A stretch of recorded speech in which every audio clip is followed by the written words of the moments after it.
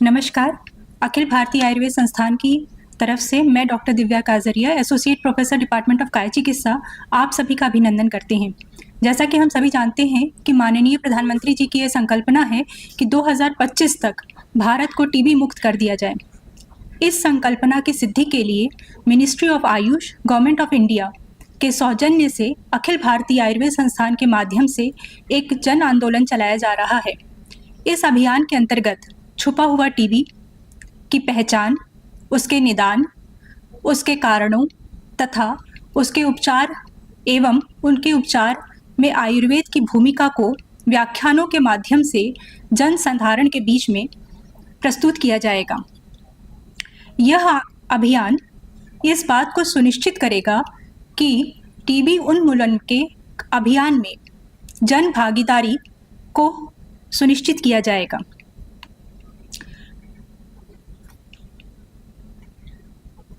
आयुर्वेद, जैसा कि हम सभी जानते हैं, आयुर्वेद दो शब्दों से बना हुआ है, आयु और वेद। जिस विज्ञान में आयु अर्थात दीर्घायु, हितायु और सुखायु की प्राप्ति के साधन का वर्णन किया गया हो, उस विज्ञान को आयुर्वेद कहते हैं।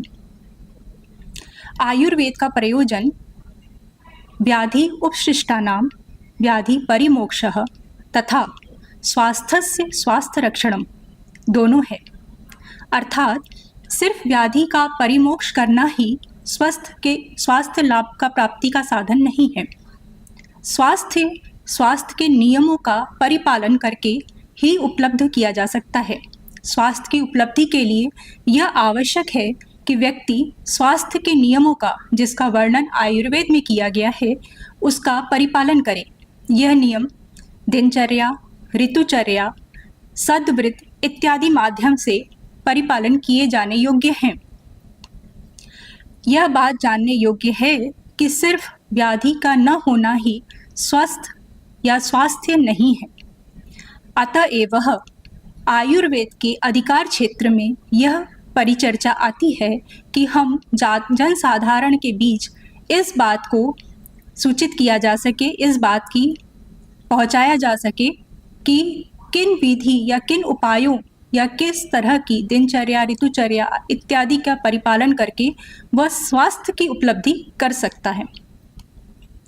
जिस रोग का वर्णन आज हम लोग करने जा रहे हैं वो लेटेंट ट्यूबरकुलोसिस, छुपा हुआ टीबी, सुप्त ट्यूबरकुलोसिस, तपेदिक या सुप्त क्षय रोग के नाम से जाना जाता है। यह लेटेंट है, अर्थात इसमें बैक्टीरिया डॉर्मेंट होता है, व्याधि की उत्पत्ति नहीं हुई होती है। आयुर्वेद में षट क्रियाकाल का वर्णन है। षट क्रियाकाल जिसमें संचय, प्रकोप, प्रसर, दोष दोषी की समूर्छना, व्यक्ताभाव और भेदावस्था का वर्णन किया गया है। दोष समूर्छना के पूर्व की अवस्था लेटेंट अवस्था मानी जा सकती है, जिसमें कि व्याधि की उत्पत्ति नहीं हुई है। यह वो अवस्था है जिसमें कि रोग के प्रादुर्भाव को रोका जा सकता है। यदि व्यक्ति दोषों की उत्पत्ति, दोषों के बढ़ने वाले कारणों का प्रयोग न करे तो दोष दूष्य के साथ समूर्छित होकर व्याधि की उत्पत्ति नहीं कर सकते हैं। इसीलिए लेटेंट ट्यूबरकुलोसिस में आयुर्वेद का बहुत महत्वपूर्ण योगदान है।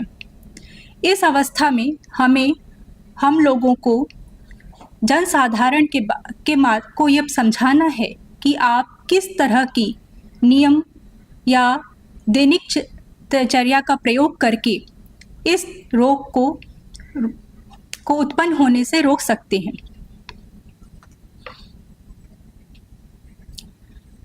दोनों ही अवस्था में, चाहे वो व्याधि हो या स्वास्थ्य का परिरक्षण हो, आयुर्वेद का महत्वपूर्ण योगदान है।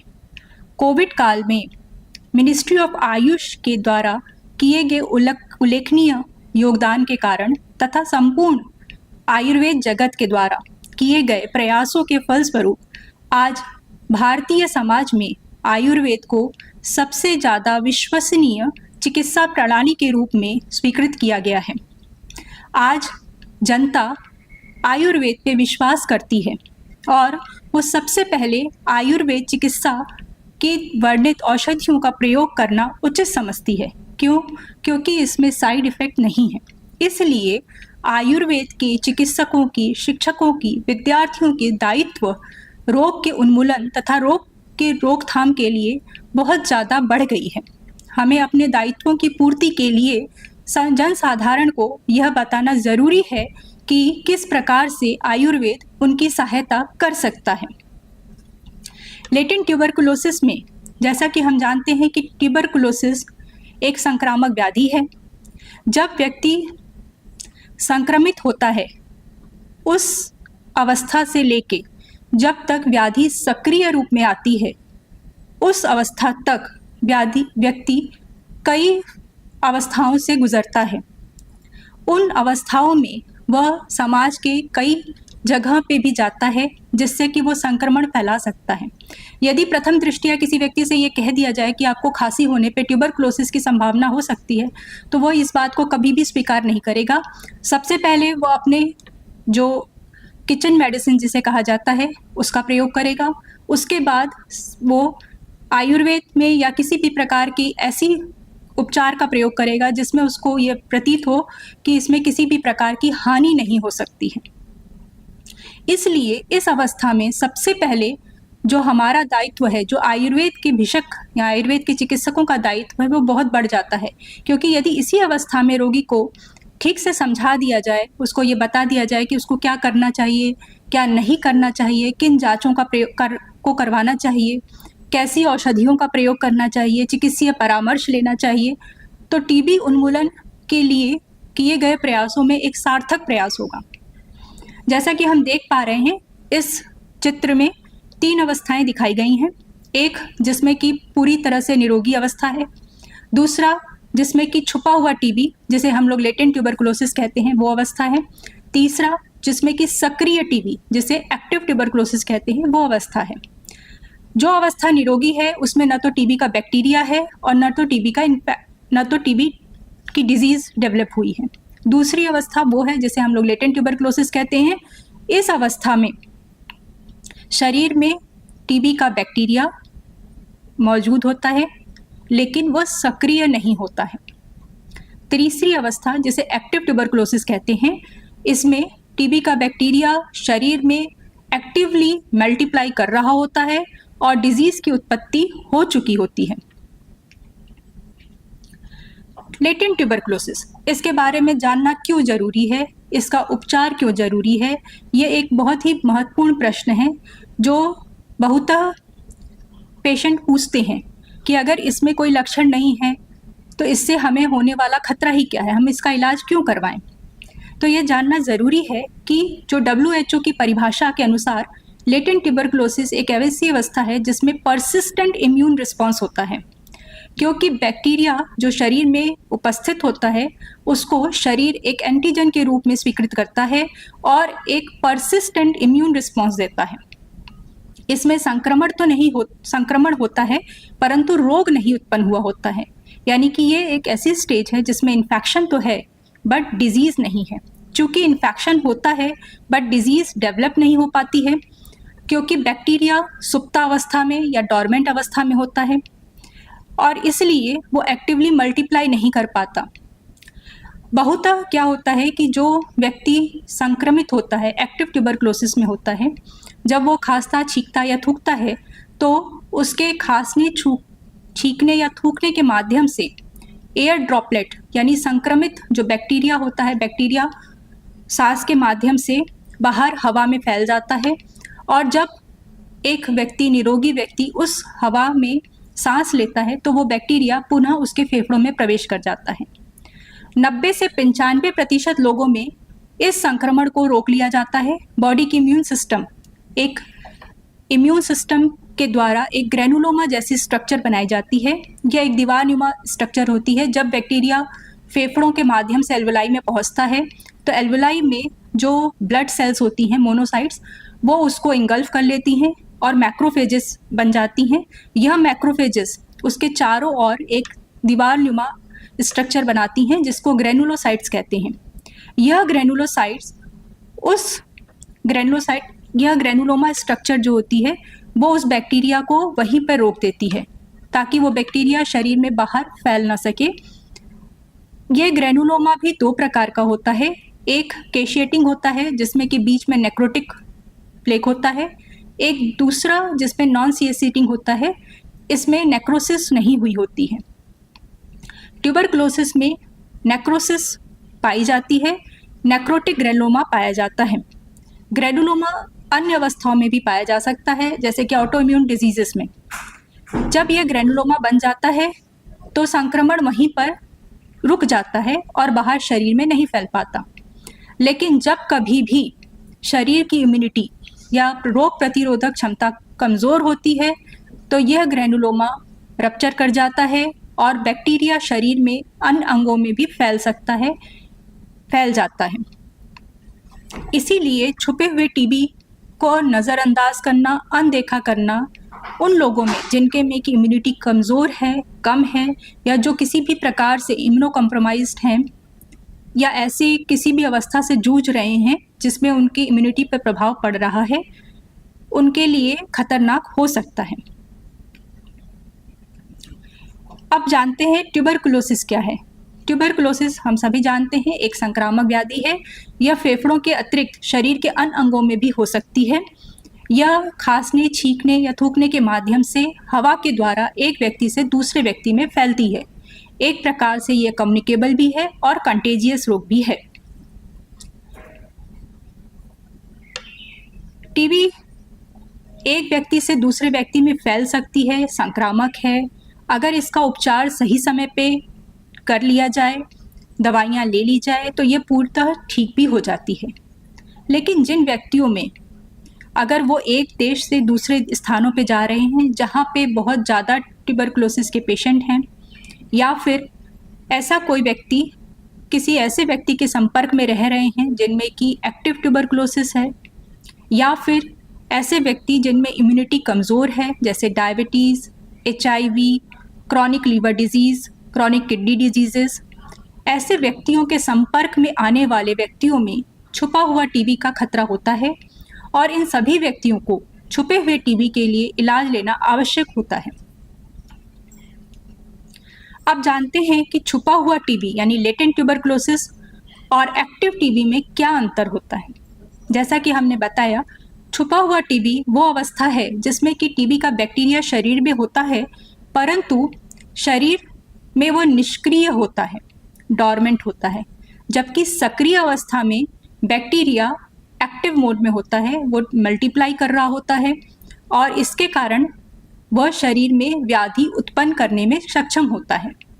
चूँकि बैक्टीरिया एक्टिव होता है, मल्टीप्लाई कर रहा होता है, इसलिए संक्रमण भी फैला सकता है, एक व्यक्ति से दूसरे व्यक्ति में फैलने का खतरा होता है।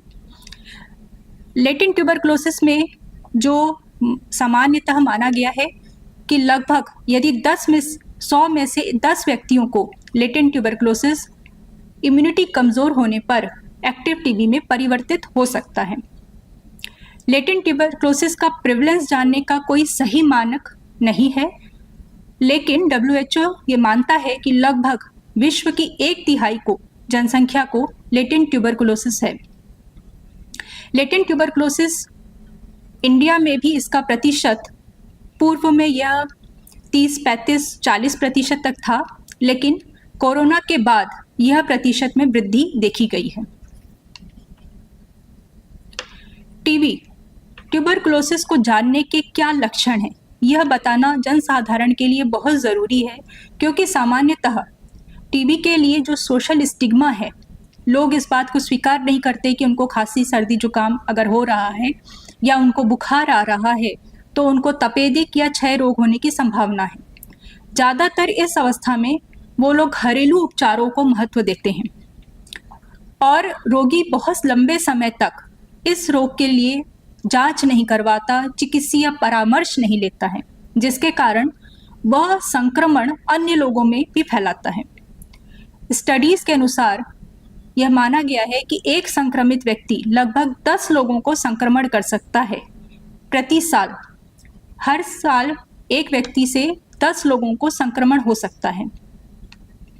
इसलिए यह व्याख्यान बहुत ज़रूरी है, लोगों को यह बताना बहुत ज़रूरी है कि क्या लक्षण दिखने पे उन्हें सबसे पहले चिकित्सीय परामर्श लेना चाहिए। यदि आपको लंबे समय तक खांसी है, खांसी में बलगम आ रहा है, बलगम के साथ खून आ रहा है, सांस लेने में सीने में दर्द हो रहा है, बेचैनी या सुस्ती महसूस हो रही है, भूख कम लग रही है, वजन लगातार घट रहा है, रात में हल्का बुखार बना रह रहा है, थकान और शरीर में दर्द हो रहा है। यदि ये 7 में से 5 या उससे अधिक लक्षण दिखते हैं तो रोगी को निश्चित रूप से चिकित्सीय परामर्श लेना चाहिए। भारतीय जनसंख्या में यह विश्वास किया जाता है कि यदि रोगी में बलगम के साथ खून आ रहा हो या वजन घट रहा हो या बुखार तेज आ रहा हो, तभी तपेदिक या क्षय रोग होने की संभावना होती है। लेकिन यह बताना बहुत ज़रूरी है कि तपेदिक, क्षय या ट्यूबरकुलोसिस फेफड़ों के अलावा शरीर के अन्य अंगों में भी होता है। इसलिए ये 7 लक्षण समझना बहुत ज़रूरी है और अगर इनमें से 5 लक्षण या उससे अधिक दिखें तो चिकित्सीय परामर्श लेना अत्यंत आवश्यक है। अब जानते हैं कि लेटेंट ट्यूबरकुलोसिस और एक्टिव ट्यूबरकुलोसिस में विभेद कैसे किया जाए, इनके में डिफरेंशियल डायग्नोसिस कैसे स्टैब्लिश्ड हो। क्योंकि ज़्यादातर लेटेंट ट्यूबरकुलोसिस में कोई लक्षण नहीं होते हैं, उसमें बैक्टीरिया निष्क्रिय होता है, इसलिए उसकी पहचान सिर्फ और सिर्फ इन्वेस्टिगेशंस के माध्यम से ही हो सकती है। ये इन्वेस्टिगेशंस यह नहीं बताते हैं कि व्यक्ति में एक्टिव ट्यूबरकुलोसिस है, लेटेंट है या व्यक्ति क्योर हो गया है। इसलिए जो चिकित्सक है उसको सबसे पहले यह सुनिश्चित करना चाहिए कि व्यक्ति में एक्टिव ट्यूबरकुलोसिस नहीं है।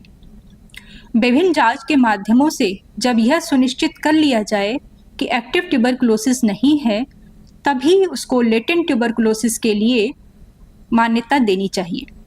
कुछ जांचें जो WHO की तरफ से मान्यता प्राप्त हैं लेटेंट ट्यूबरकुलोसिस के लिए, वो हैं स्किन ट्यूबरकुलिन टेस्ट,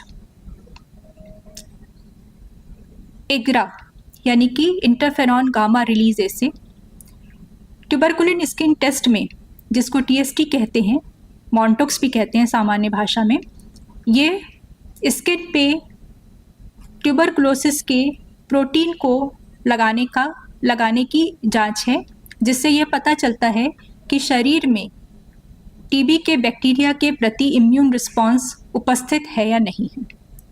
लेकिन यह बताने में सक्षम नहीं है कि व्यक्ति में एक्टिव टीबी है या लेटेंट ट्यूबरकुलोसिस है।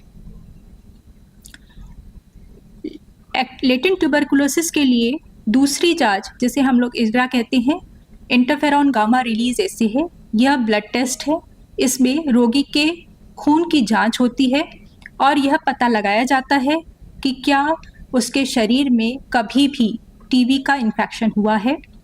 यह जांच भी सक्रिय और लेटेंट ट्यूबरकुलोसिस में विभेद नहीं कर सकती है, परंतु यह बता देती है कि हाँ, व्यक्ति में इन्फेक्शन हुआ है।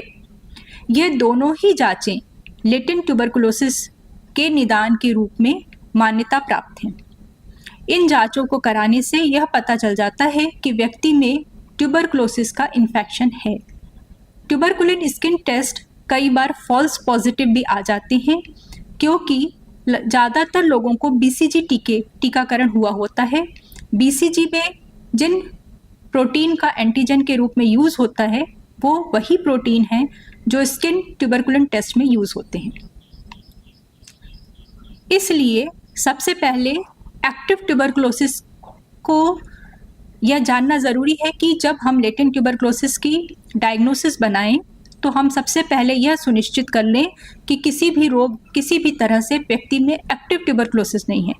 एक्टिव ट्यूबरकुलोसिस के लिए गोल्ड स्टैंडर्ड टेस्ट है कि व्यक्ति के कल्चर में, चाहे वो बलगम के माध्यम से हो, रक्त के माध्यम से हो, पेशाब के माध्यम से हो या बॉडी की अन्य फ्लूइड के माध्यम से हो, कल्चर में माइकोबैक्टीरियम ट्यूबरकुलोसिस की उपस्थिति होना चाहिए।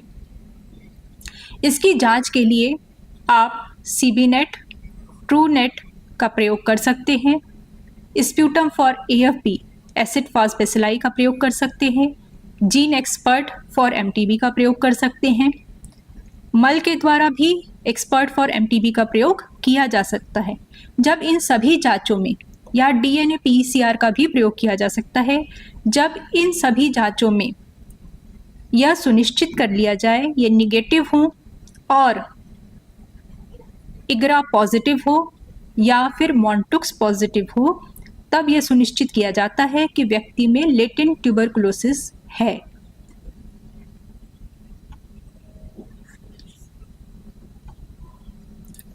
क्या टीबी फैलता है? हाँ, बिल्कुल। ट्यूबरकुलोसिस एक संक्रामक रोग है। जब यह फेफड़े में संक्रमित करता है तो संक्रमित व्यक्ति के खांसने, छींकने अथवा थूकने से यह हवा के माध्यम से दूसरे व्यक्तियों में फैल सकता है। क्या लेटेंट ट्यूबरकुलोसिस संक्रामक है? नहीं। जैसा कि हम लोग पहले बता चुके हैं कि लेटेंट ट्यूबरकुलोसिस में बैक्टीरिया निष्क्रिय अवस्था में होता है। यह शरीर की रोग प्रतिरोधक क्षमता के द्वारा रोक लिया जाता है, इसलिए यह फैल नहीं पाता। यह अवस्था संक्रमण नहीं फैलाती है। इसलिए लेटेंट ट्यूबरकुलोसिस, क्योंकि बहुधा जब पेशेंट अब आते हैं चिकित्सीय परामर्श लेने, तो वो लेटेंट ट्यूबरकुलोसिस को लेकर भी उतने ही डरे हुए होते हैं जितना कि ट्यूबरकुलोसिस को लेके। और उनका सबसे पहला प्रश्न होता है, क्या यह फैलता है? क्या मुझे अपने बच्चों से दूर रहना चाहिए? क्या मैं अपने घर में सभी सदस्यों से दूर हो जाऊं? क्या मैं सेक्सुअल एक्टिविटी कर सकता हूं? क्या मेरे सेक्स पार्टनर को ये हो जाएगा? क्या मैं, अगर मुझे शादी करनी है तो क्या मैं शादी कर सकती हूं या कर सकता हूं?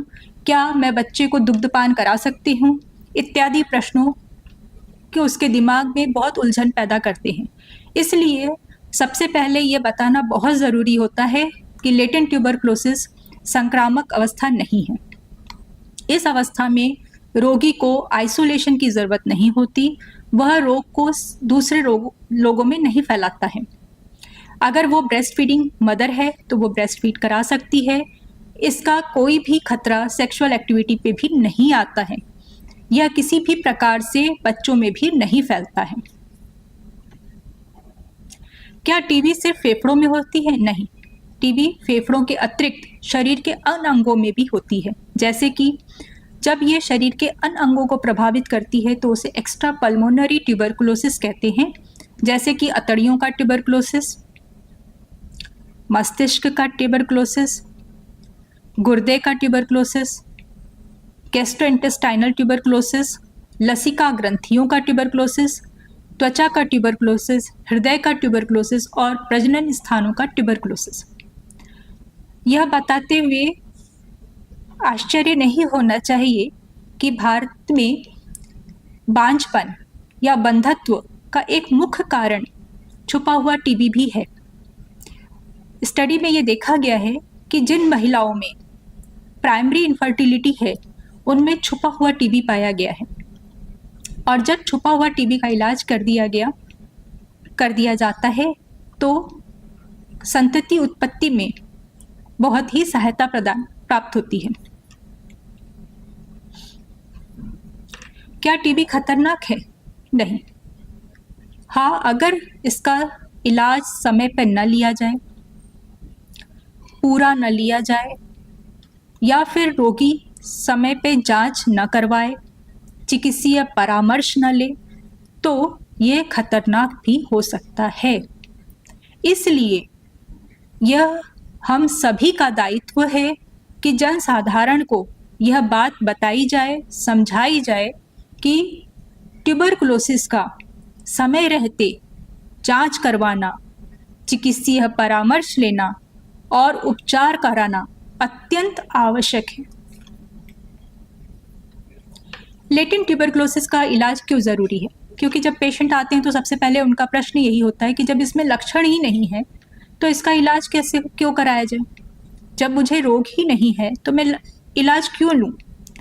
तो यह जानना, यह समझाना उनको बहुत ज़रूरी होता है कि यद्यपि रोग उत्पन्न नहीं हुआ है, परंतु भविष्य में इस रोग की उत्पन्न होने की संभावनाओं से इनकार भी नहीं किया जा सकता। जब कभी रोगी कमज़ोर होगा किसी भी कारण से, इसीलिए आयुर्वेद में निदान परिवर्जन का महत्व बहुत ज़्यादा है। यह निदान परिवर्जन जो हम आयुर्वेद में है, इस सिद्धांत को रोगियों को समझाना बहुत ज़रूरी है कि उन्हें क्या नहीं करना चाहिए ताकि ये रोग उत्पन्न न हो जाए। अभी ज़्यादातर ये देखा गया है कि जितने भी जीर्ण रोग हैं उसमें कहीं ना कहीं लेटेंट ट्यूबरक्लोसिस पाया गया है। यह कहना अभी संभव नहीं है कि ये कॉज है या कंसिक्वेंस है, बट यह अवश्य है कि दोनों के बीच में एक स्ट्रॉन्ग रिलेशनशिप पाई गई है। इसलिए लेटेंट ट्यूबरक्लोसिस को नज़रअंदाज करना, अनदेखा करना यह ठीक नहीं है। WHO ने high income countries, middle income countries में लेटेंट ट्यूबरक्लोसिस के इलाज को बहुत महत्व दिया है। जो उनकी स्ट्रेटजीज़ हैं जिसमें एंड ट्यूबरक्लोसिस के लिए, उसमें उन्होंने कहा है कि लेटेंट ट्यूबरक्लोसिस को एलिमिनेट किए बिना एंड ट्यूबरक्लोसिस नहीं हो सकता। लेकिन भारत जैसी कंट्री जहाँ पे टीबी का प्रेवलेंस बहुत अधिक है, वहाँ सरकार का मुख्य फोकस एक्टिव ट्यूबरक्लोसिस के उपचार पे रहता है। परंतु अब यह जान के खुशी होनी चाहिए कि आयुर्वेद से लेटेंट ट्यूबरक्लोसिस को के उपचार में बहुत अच्छा रिजल्ट्स हैं। इसलिए आयुर्वेद को अपना के रोगी इस रोग से मुक्ति पा सकता है। इसलिए लेटेंट ट्यूबरक्लोसिस का इलाज अब किया जा सकता है।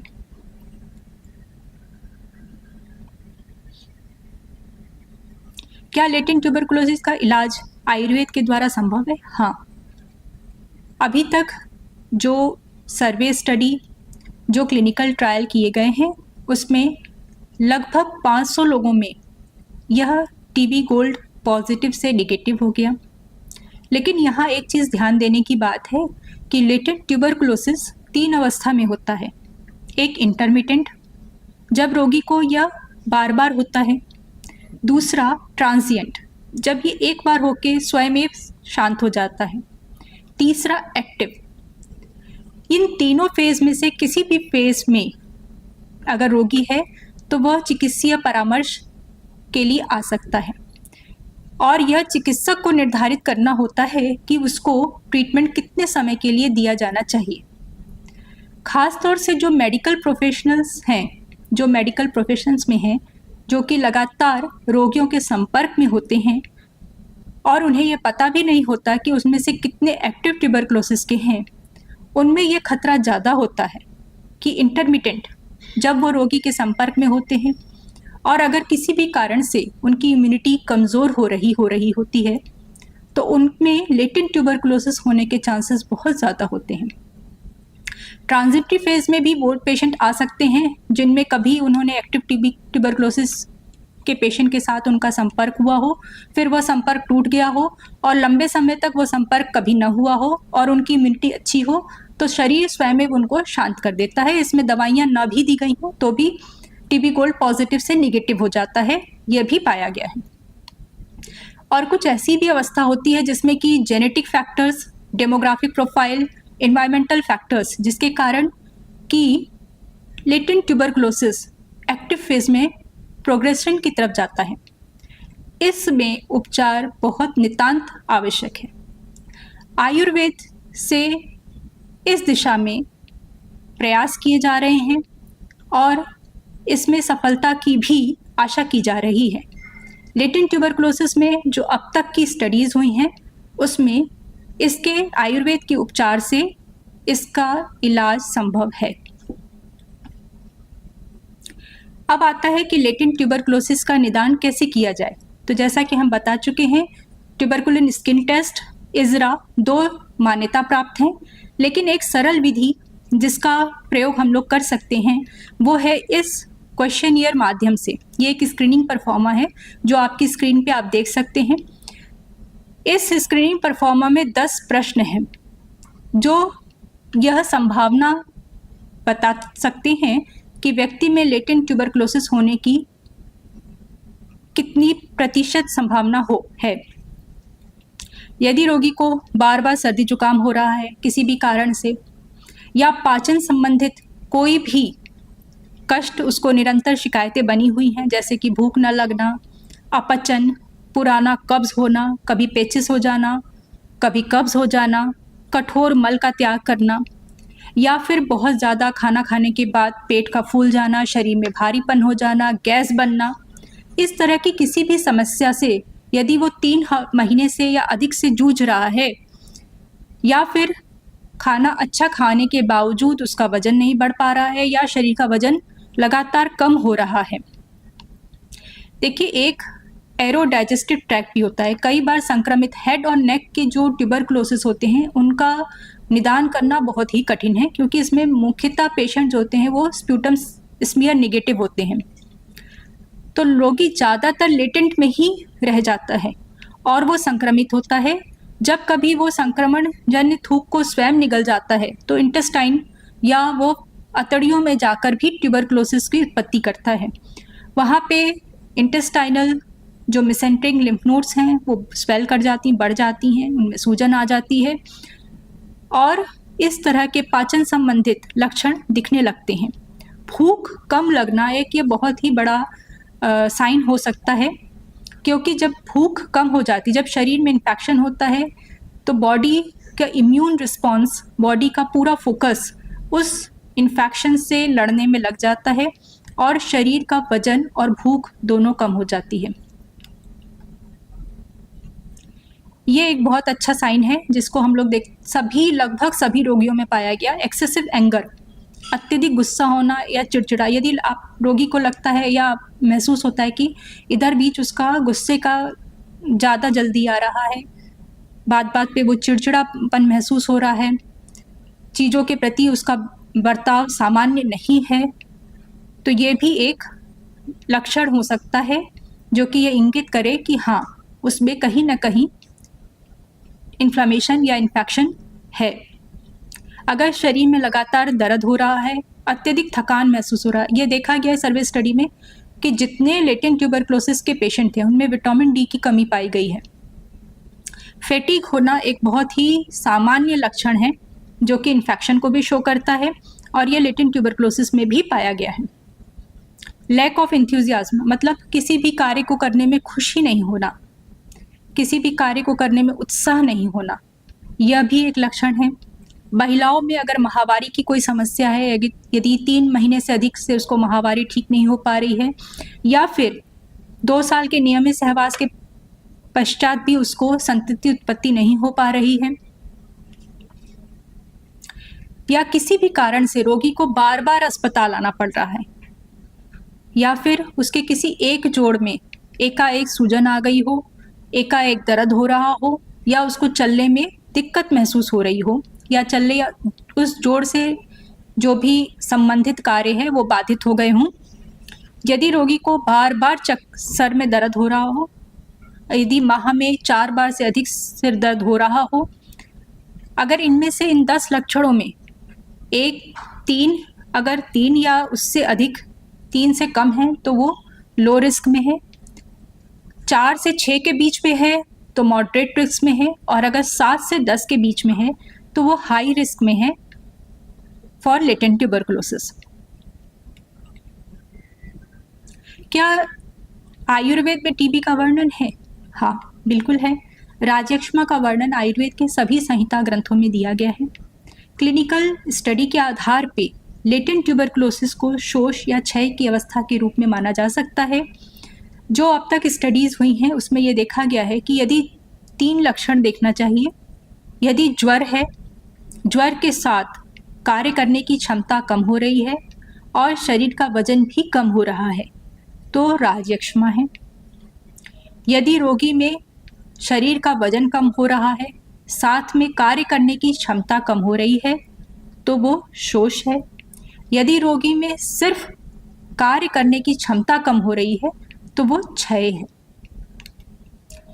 क्योंकि दोनों ही तरह से कार्य करने की क्षमता दोनों ही मानकों पर निर्धारित की जाती है। Lack of energy and lack of strength, दोनों ही कंपोनेंट इसमें आ जाते हैं। इसलिए जितने patient post tubercular latent tuberculosis के होते हैं उनमें क्षय होता है, जबकि जो प्री ट्यूबरकुलर लेटेंट ट्यूबरक्लोसिस के पेशेंट होते हैं, जिनमें कि कभी भी एक्टिव नहीं हुआ है और वो लेटेंट में है और एक्टिव होने की संभावना है, वह शोष के अंतर्गत समाहित होते हैं, क्योंकि उनमें वजन कम हो रहा होता है और शरीर में कार्य करने की क्षमता भी कम हो रही होती है। एक बार राजयक्ष्मा की उत्पत्ति हो के जब वो ठीक हो चुका होता है, तब शरीर का वजन सामान्यतः एक कांस्टेंट हो जाता है, वो फिर कम नहीं होता, लेकिन शरीर के कार्य करने की क्षमता बहुत ज़्यादा बाधित हो जाती है, क्योंकि पोस्ट ट्यूबरकुलर सिक्विली जिसके कारण कंसोलिडेशन या लंग्स में कोलैप्स या ब्रोंकोएक्टासिस, अस्थमा या सीओपीडी या किसी भी तरह से लीवर टॉक्सिसिटी, अन्य बहुत सारे पैमानों पर जब शरीर की कार्य करने की क्षमता को नापा जाता है तो ये देखा गया है कि कार्य करने की क्षमता कम हो जाती है, वह अवस्था क्षय है। आयुर्वेद कैसे मदद कर सकता है? तो आयुर्वेद के 4 साधनों का प्रयोग किया जा सकता है। सबसे पहले सत्वावजय, क्योंकि इसमें आज भारत की सबसे विश्वसनीय चिकित्सा प्रणाली के रूप में आयुर्वेद को मान्यता प्राप्त हुई। इसका श्रेय सभी चिकित्सकों के उल्लेखनीय प्रयासों को जाता है, लेकिन इसके साथ दायित्व भी है। आज रोगी सबसे पहले अगर चिकित्सीय परामर्श के लिए आता है तो वो आयुर्वेद विशेषज्ञ के पास आता है। उस अवस्था में एक आयुर्वेदिक का यह सबसे बड़ा दायित्व है कि वह रोगी को उस रोग के बारे में सही जानकारी दे, उसके अंदर जो भी उत्तेजना है, एंजाइटी है या डिप्रेशन है उस रोग से रिलेटेड, उसका निवारण करे, उसको उपचार की सही विधि की जानकारी दे, उसको जांचों के बारे में बताए और उसको आश्वासन दे कि किसी भी तरह से इस रोग पे विजय प्राप्त की जा सकती है, इस रोग का इलाज संभव है, इस रोग से आप ठीक हो सकते हैं। दूसरा, पथ्य अपथ्य, यह बहुत ही जरूरी कंपोनेंट है, क्योंकि आप स्वास्थ्य लाभ तभी प्राप्त कर सकते हैं जब आप स्वास्थ्य के नियमों का पालन करें। आपको यह नियम रोज पालन करने होते हैं ताकि आपके शरीर की रोग प्रतिरोधक क्षमता बनी रहे और उसका नाश या हाश्र न हो। इसलिए सभी जनसाधारण को यह बताना बहुत ज़रूरी है कि उन्हें क्या करना चाहिए और क्या नहीं करना चाहिए। क्या करने से उनके शरीर में रोग प्रतिरोधक क्षमता कम हो सकती है और क्या करने से उनके रोग प्रतिरोधक क्षमता बढ़ सकती है। योग का प्रयोग, योग के बारे में सही जानकारी देना एक बहुत ही आवश्यक कंपोनेंट है, क्योंकि योग से न सिर्फ शारीरिक अपितु मानसिक शांति की भी मिलती है और यह एक ऐसा साधन है जिसको रोगी आराम से घर बैठे प्रयोग कर सकता है। रसायन थेरेपी, रसायन का प्रयोग आयुर्वेद में बताया गया है, कुछ रसायन औषधियों का भी प्रयोग बताया गया है, लेकिन जब कभी रसायन द्रव्यों का वर्णन आप जनसाधारण में करें तो इस बात को सुनिश्चित करें कि यह बताया जाए कि रसायन जो है वो प्रकृति के अनुरूप ही लेना फलदायी होता है। इसलिए चिकित्सीय परामर्श के बाद ही किसी भी प्रकार की औषधि का प्रयोग वो करें। आहार नियम के बारे में रोगी को बताना बहुत ज़रूरी है, लोगों को बताना बहुत ज़रूरी है कि किस प्रकार का भोजन उन्हें लेना चाहिए। तो भोजन में यह बात सबसे ज़्यादा ज़रूरी है 5 चीज़ों का: right quantity, right quality, right timing, right methodology, right place. Ayurveda में आहार की मात्रा जो है वो अग्नि को निर्धारित करती है, इसलिए आहार की मात्रा का ज्ञान देना लोगों में बहुत ही आवश्यक है। उन्हें ये समझाया जाना चाहिए कि उन्हें क्या खाना है, यह जानना तो ज़रूरी है, परंतु कितना खाना है यह भी जानना बहुत ज़रूरी है। कब खाना चाहिए, कैसे खाना चाहिए और कहाँ खाना चाहिए, यह इस विषय में इस पीपीटी से संबंधित एक पुस्तिका भी पब्लिश की गई है, जो कि अखिल भारतीय आयुर्वेद संस्थान की वेबसाइट पे उपलब्ध है। इसके बारे में विस्तृत जानकारी आप उस पुस्तिका के माध्यम से ले सकते हैं। दैनिक जीवन में रोगियों को यह बताना कि धनिया का प्रयोग, हरी धनिया का प्रयोग के रिजल्ट अच्छे हैं, उससे रोगियों में विटामिन डी की कमी में सुधार पाया गया है। इसके अलावा कुछ औषधियों जिनका काढ़ा के रूप में प्रयोग किया जा सकता है, जैसे दालचीनी, लौंग, तेजपत्र, काली मिर्च, छोटी इलायची, इसका काढ़ा भी रोगी प्रयोग कर सकता है। लेकिन जब ये बताएं तो इस बात का ध्यान अवश्य रखें कि ये औषधियाँ उष्णवीर्य हैं, लगातार इनका प्रयोग बड़ी मात्रा में करना निषिद्ध है। जब भी इनका प्रयोग करें, कम मात्रा में करें, चिकित्सीय परामर्श जरूर ले लें। यदि इस काढ़े के सेवन से 1 या 2 दिन में खांसी का उन्मूलन नहीं हो पाता है तो चिकित्सीय परामर्श लेना आवश्यक है। इसी प्रकार खाने में रोगी को दूध लेना चाहिए। दुग्ध में कैल्शियम भी है और उसमें सभी प्रकार के प्रोटीन पाए जाते हैं, इसलिए दुग्ध का रोज प्रयोग करना चाहिए। इसके अलावा खट्टे फलों का प्रयोग कर सकते हैं। खट्टे फलों में विटामिन सी की प्रचुर मात्रा होती है। विटामिन सी रोग प्रतिरोधक क्षमता को बढ़ाने में लाभदायक है।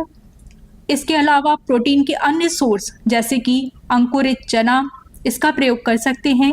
अंडा भी लिया जा सकता है। यदि व्यक्ति मांसाहारी है तो मांस रस का प्रयोग कर सकता है। मांस रस बनाने की विधि का वर्णन उस पुस्तिका में दी हुई है। इसके अलावा आमल की पानक का भी बहुत अच्छे रिजल्ट्स हैं, वो भी ले सकता है। डाइट चार्ट इस पुस्तिका में आपको, जो कि अखिल भारतीय आयुर्वेद संस्थान की वेबसाइट पे उपलब्ध है, उस पुस्तिका में एक डाइट चार्ट भी दिया गया है। अब तक जो सर्वे स्टडी की गई है 6000 पेशेंट पे, उसमें ये देखा गया कि इस डाइट चार्ट के प्रयोग से लगभग 2 से 3 किलो वजन 4 हफ्ते में बढ़ता है। योग एक बहुत ही आवश्यक कंपोनेंट है इस रोग के उन्मूलन के लिए, क्योंकि इस रोग में फेफड़ों की श्वसन क्षमता कम होती है।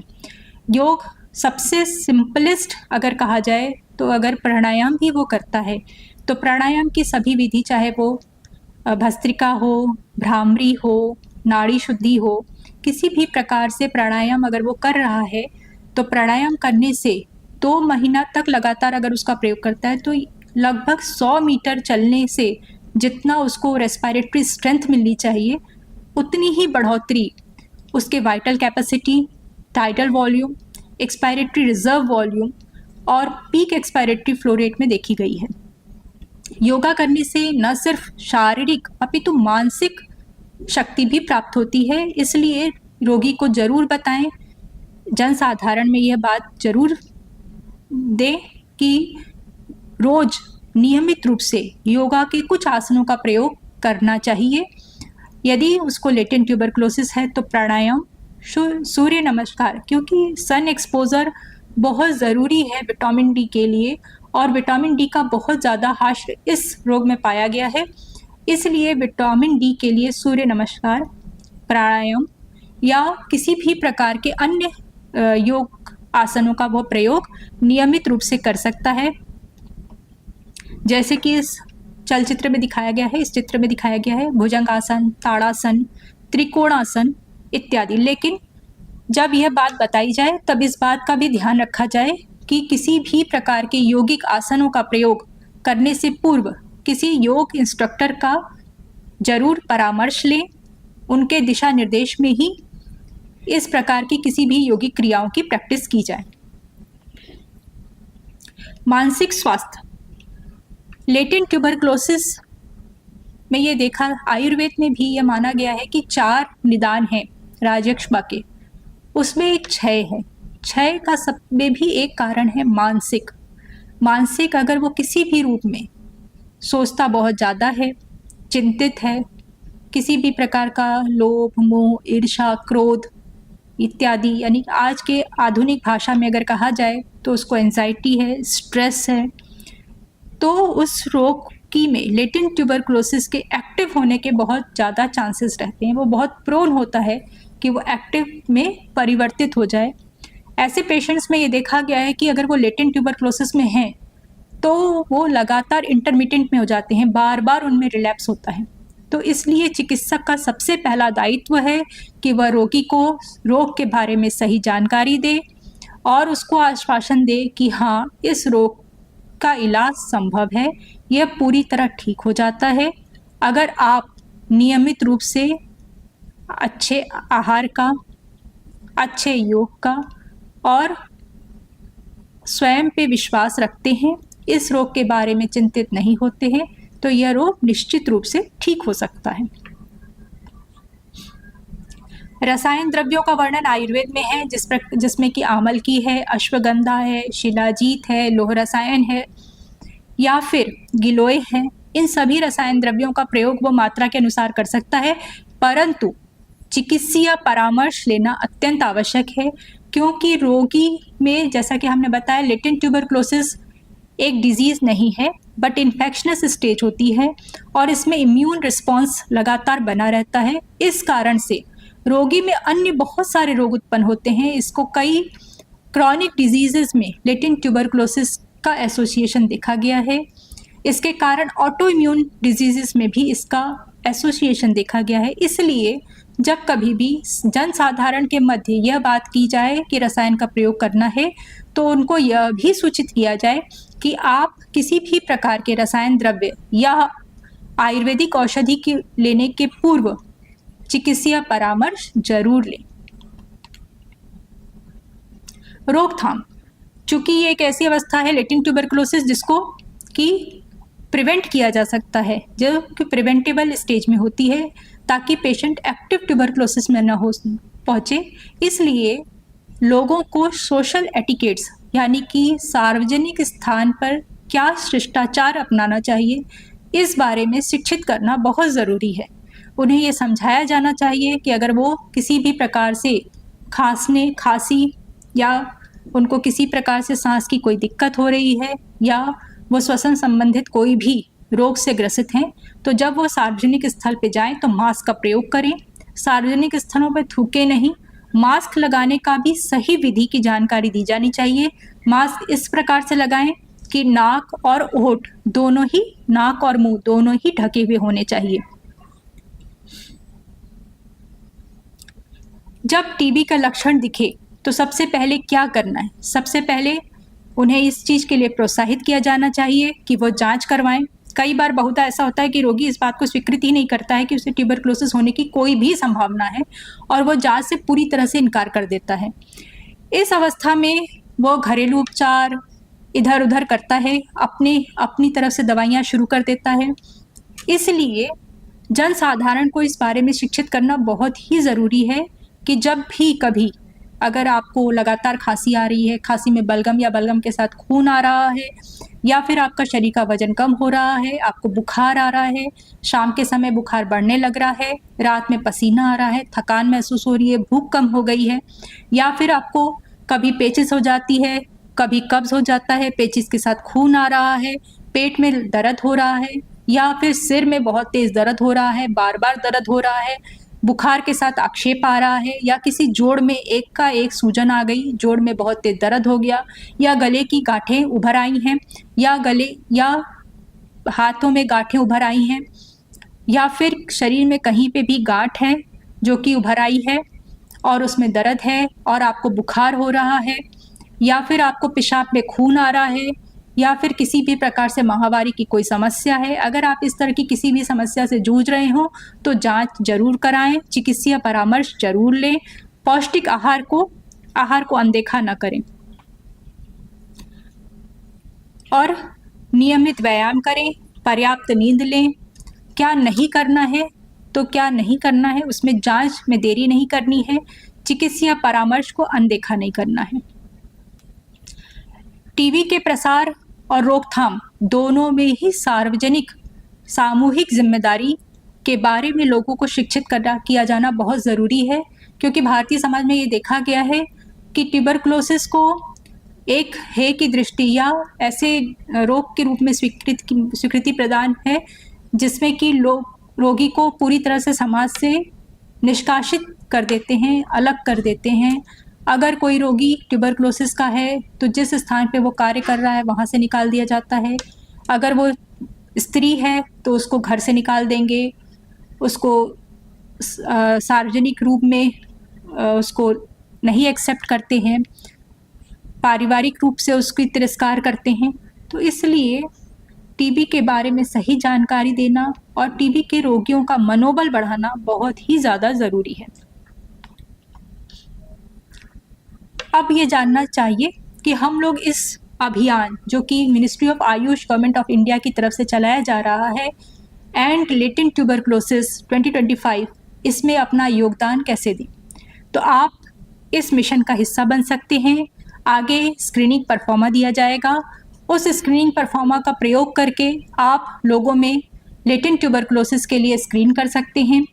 अगर स्क्रीनिंग में आपको लक्षण जैसे बताए गए हैं हाई रिस्क, मॉडरेट रिस्क में आता है, तो आप उन रोगियों के मॉन्टॉक्स या इजरा करा सकते हैं।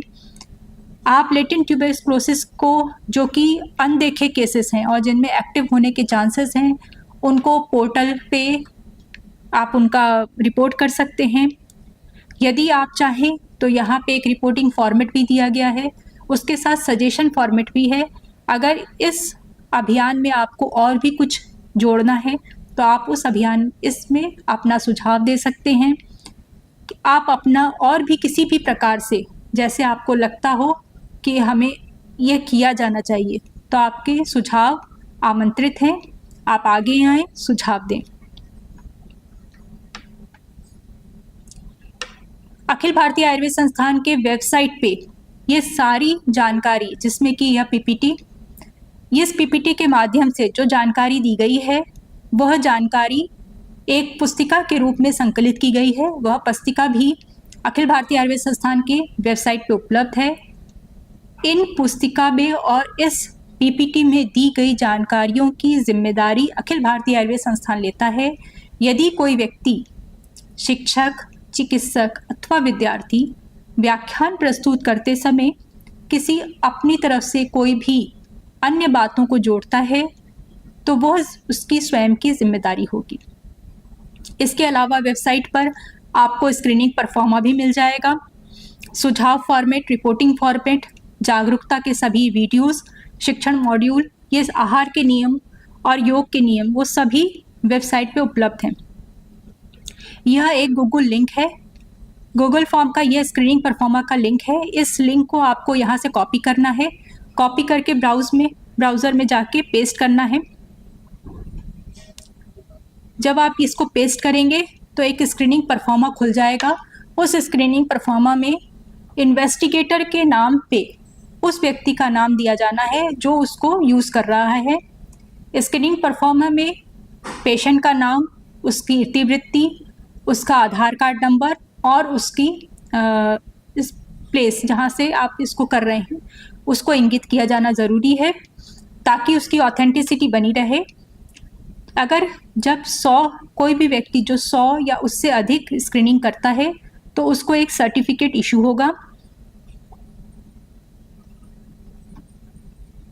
यह एक डिजिटल टीबी प्रतिज्ञा है। जब आप स्क्रीनिंग परफॉर्मा खोलेंगे तो वहाँ पे यह डिजिटल प्रतिज्ञा ऑटोमेटिकली अपने आप अपलोड हो जाएगी, जो यह सुनिश्चित करेगी कि उस व्यक्ति के द्वारा टीबी उन्मूलन and tuberculosis and latent tuberculosis के अभियान का हिस्सा बनने के बाद यह प्रतिज्ञा ली गई है कि वह भारत को टीबी से मुक्त करने के लिए अपनी सक्रिय सहयोगिता देगा।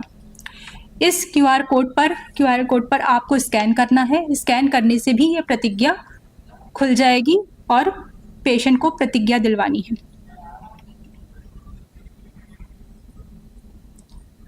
यह बताते हुए अत्यंत हर्ष हो रहा है कि अब तक लगभग 500 से अधिक लोगों ने इस लेटेंट ट्यूबरक्लोसिस पर आयुर्वेद के उपचारों से विजय प्राप्त की है। आप सभी से यह विनम्र निवेदन है कि इस अभियान में अपनी सक्रिय भूमिका निभाएं और भारत को टीबी मुक्त करने के लिए आयुर्वेद के प्रयासों को इस विश्वसनीय स्तर जो हम लोग को समाज से प्राप्त हुआ है आज, उस पे अपना योगदान दें। और हमें ये विश्वास है कि एक दिन जरूर भारत टीबी से मुक्त हो जाएगा। भारत माता की जय।